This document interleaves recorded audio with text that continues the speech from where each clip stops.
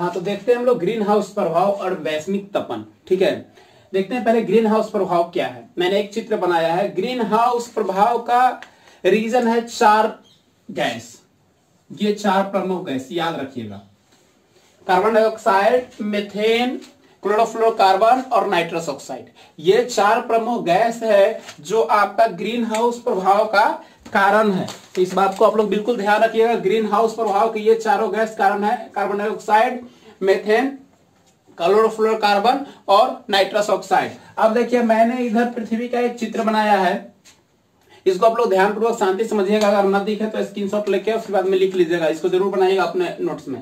देखिए, सूर्य से क्या होता है, हमारे पृथ्वी पर उष्मा आती है, यानी पृथ्वी पर हमारा उष्मा आता है, जिसको हम लोग गर्मी बोलते हैं। ये आता है जिस आने वाले तरंग को हम लोग लघु तरंग बोलते हैं। जो पृथ्वी सूर्य की उष्मा जो पृथ्वी पर आती है उसे लघु तरंग कहते हैं। आता है पृथ्वी पर, दिन में चला आता है, यानी दिन में गर्मी होती तो दिन में सूर्य दिखता है, इसलिए हमारे यहाँ मान ली भारत में दिन में सूर्योदय है, अभी सूर्योदय तभी आ गया, और रात में यहाँ ठंडक होगी तो वापस लौटेगा। यानी रात में वही उष्मा कुछ भाग पृथ्वी द्वारा ऑब्जर्व कर लिया जाता है और कुछ भाग वापस लौटता है, यानी पृथ्वी से वापस उठने लगता है। लेकिन उस उठते हुए उष्मा को रोकने का काम करता है 4 gas, methane gas, carbon dioxide gas, nitrous gas और क्लोरोफ्लोरोकार्बन गैस, CFC। अब ये गैस क्या होता है, इसको जाने नहीं देता है और इसके बहुत सा एक बड़े भाग को ऑब्जर्व कर लेता है, रोक लेता है। कुछ अंश ही इससे वापस जा पाता है और बाकी बहुत बड़े अंश को रोक लेता है और रोक कर पुनः पृथ्वी पर वापस भेज देता है। यानी ये जाएगा, जब पृथ्वी से वापस रिटर्न हो रहा है तो क्या करेगा, ये सारे गैस रोक लेंगे और रोकने के बाद पुनः इसको वापस कहेंगे कि तुम पृथ्वी पर ही चले जाओ। यानी जो लौटेगा दोबारा, यानी जो तरंग यहां से लौट रहा है सूर्य की तरफ, यानी पृथ्वी से बाहर, लेकिन इन गैसों द्वारा उसे रोक लिया गया और रोक कर पुनः उसको पृथ्वी पर भेज दिया गया। और यही भेजा गया तरंग जो दोबारा भेजेगा, ये सारे गैस मिलकर उसे कहते हैं दीर्घ तरंग। और इसे भेजने से क्या होता है, पृथ्वी पर पुनः एक बार टेम्परेचर बढ़ जाता है। और ये लगातार ऐसा होता है, एवरी डे ऐसा होता है, प्रत्येक दिन ऐसा होता है। जो सूर्य के द्वारा दिन में जो उष्मा आती है पृथ्वी पर और आने के बाद जो शाम होने के बाद जब उष्मा खत्म हो जाती है सूर्य की, तो ये वापस लौटने लगता है। लेकिन ये सारे चारों गैसों की अधिकता होने के कारण इसे लौटने नहीं दिया जाता है और इसे क्या कर दिया जाता है, रोक लिया जाता है। रोक के पुनः वापस कर दिया जाता है और वापस करने के बाद पृथ्वी पर तापमान और अधिक बढ़ जाता है। और यही अधिक तापमान बढ़ने के कारण एक मैंने आंकड़ा दिया है आपको, 30 लाख टन, यानी पिछले 50 वर्षों में, ज्यादा दिनों में नहीं, पिछले 50 वर्षों का आंकड़ा है, 30 लाख टन कार्बन डाइऑक्साइड की मात्रा हमारे पृथ्वी पर बढ़ गई है। और लगातार पेड़ पौधों की कटाई के कारण हमारे पृथ्वी पर 24 लाख टन ऑक्सीजन खत्म हो चुकी है, यानी इसमें कमी आई है। ऑक्सीजन का जो एवरेज था हमारी अर्थ पर, उसमें से 24 लाख टन जो ऑक्सीजन है वो समाप्त हो चुकी है और 30 लाख टन कार्बन डाइऑक्साइड बढ़ चुका है। यानी जो श्वसन क्रिया द्वारा हम छोड़ रहे हैं वो फिर से ऑक्सीजन में कन्वर्ट नहीं हो रहा है। क्यों? क्योंकि हमारे यहाँ पेड़ पौधों की लगातार कमी है। एक आंकड़ा निकाला गया तो पिछले 50 वर्षों के आंकड़ा में पृथ्वी के तापमान में लगभग 1 डिग्री की वृद्धि हुई है, यानी 1 डिग्री सेल्सियस पिछले 50 वर्षों में हमारे पृथ्वी का टेम्परेचर जो है बढ़ चुका है। आप लोगों को मैंने पिछले क्लास में बताया था कि 0.003 कार्बन डाइऑक्साइड की मात्रा होती है, जो कि अब बढ़कर 0.04 हो गई है। ऐसे ही सारे गैसों की अनुपातन बढ़ रही है, ऑक्सीजन लगातार घट रही है। तो आने वाले 50 वर्षों में ऐसा आंकड़ा निकाला गया है कि पृथ्वी के तापमान में अगर इसी तरीके से, जिस तरीके से बढ़ रहा है, निरंतर पॉल्यूशन हो रही है, पेड़ पौधे कटाई हो रही है, अगर ऐसा ही चलता रहा तो आने वाले 50 सालों में पृथ्वी के तापमान में 3.6 डिग्री की बढ़ोतरी हो जाएगी। और जैसे ही इतना टेम्परेचर होगा तो जो हिमालय पर और अनेक जो ग्लेशियर पर्वत हैं वो पिघल जाएंगे और पिघलने से जो धरती का टेम्परेचर होगा, धरती पर जो पानी की जो औसतन मात्रा है वो करीबन 2 फीट से लेकर 10 फीट तक बढ़ जाएगी।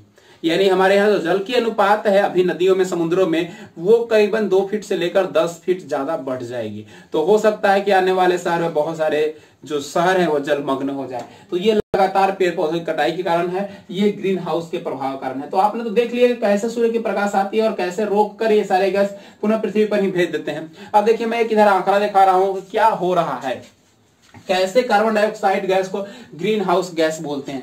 अगर कहीं पूछे ग्रीन हाउस गैस किसे कहते हैं, तो गैस तो चारों होते हैं, लेकिन कार्बन डाइऑक्साइड की मात्रा ज्यादा है, 60% है, इसलिए कार्बन डाइऑक्साइड को ग्रीन हाउस गैस ही हम लोग कहते हैं।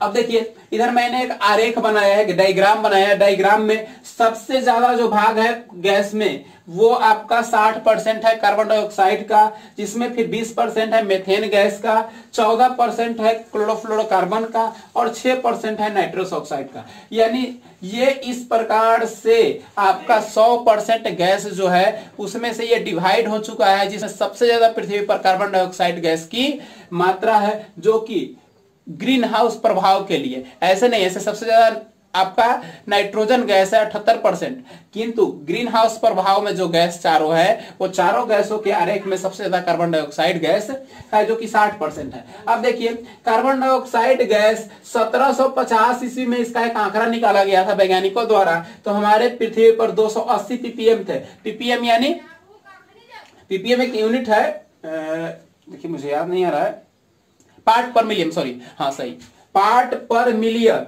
यानी पार्ट पर मिलियन इसका यूनिट है, निकाला जाता है। यानी हमारे पृथ्वी पर कार्बन डाइऑक्साइड 1750 ईस्वी में 280 पार्ट पर मिलियन थी, किंतु यही 2000 ईस्वी के आसपास में आंकड़ा निकाला गया तो 380 पार्ट पर मिलियन हो गई। यानी आंकड़ा बढ़ गया, अभी 2020 हो रही है, अभी और इसका आंकड़ा निकाला जाएगा तो और ज्यादा हो सकता है। वैसे ही अगर मेथेन गैस का निकाला गया तो मेथेन गैस का जो अभी 2000 ईस्वी में निकाला गया तो 700 पार्ट पर बिलियन थी। बी है बिलियन, याद रखिएगा, सब एम मत लिख लीजिएगा, पार्ट पर बिलियन है ये। तो पार्ट पर बिलियन 2000 ईस्वी में 700 पार्ट पर बिलियन थी, किंतु 1750 ईस्वी में जब अभी वर्तमान समय में जो निकाला गया, अभी एट ए टाइम वर्तमान का यह है 2019 या 18 का होगा, 20 का तो नहीं होगा, 19 और 18 का होगा आंकड़ा। तो इसमें 1750 पार्ट पर बिलियन हुआ है। यानी देखिए कितना मेथेन गैस की बढ़ोतरी हुई पार्ट पर बिलियन। वही देखा जाए सीएफसी का तो अभी वर्तमान समय में 280 पार्ट पर ट्रिलियन है, ये मिलियन और बिलियन नहीं है, ट्रिलियन है, यानी 280 पार्ट पर ट्रिलियन है। यानी ये गैस से किसी न किसी माध्यम से हमारे पृथ्वी को लगातार क्षति पहुंचा रही है। ग्रीन हाउस प्रभाव यही कहलाता है। आप कह सकते हैं कि पृथ्वी पर ग्रीन हाउस प्रभाव के 4 प्रमुख कारक है, ये चारों के चारों गैस, लेकिन ग्रीन हाउस गैस भी इसे कहा जाता है। अगर ऑप्शन में आपका सिर्फ कार्बन डाइऑक्साइड दिया हुआ था, कार्बन डाइऑक्साइड मारिए, तो बाकी सब दिया हुआ और सभी ऑप्शन है तो सभी ऑप्शन को मारिए, क्योंकि ये चारों के चारों गैस होते हैं जो ग्रीन हाउस गैस हैं। आपके कुछ और टॉपिक बच गए हैं, इसलिए आज मैं 2 ही भाग बनाया आपके वीडियो का, क्योंकि 2 भाग और अगला दिन होगा, इसलिए मैंने छोड़ दिया। और अगले दिन आपका ये पूरा का पूरा बुक और अध्याय समाप्त हो जाएगा। बुक में भी कुछ इंपॉर्टेंट तथ्य होंगे जिसके बारे में भी मैं आपको बताऊंगा। ऐसे तो मैंने निचोड़ निकाल कर आपको बताया, तो ये बहुत ही महत्वपूर्ण चीज है। और आप लोग के लिए एक आवश्यक सूचना है, कल आपकी बुक समाप्त हो जाएगी, आपके सभी लेसन का फेयर आपके पास होना चाहिए। आपके टोटल लेसन का फेयर आपके पास होना चाहिए। जब भी लॉकडाउन के बाद क्लास खुलेगी तो आपके 16 लेसन तक मुझे फेयर चाहिए। हाँ, जो क्वेश्चन नहीं बनता है उसको आप लोग कमेंट करेंगे, कल के बाद मैं उन क्वेश्चन का हल आपको बताऊंगा, आपको लिखवा दूंगा, आप उसको नोट कर लीजिएगा। तो इसलिए कल आपकी बुक खत्म हो जाएगी, आपकी लेसन समाप्त हो जाएगी।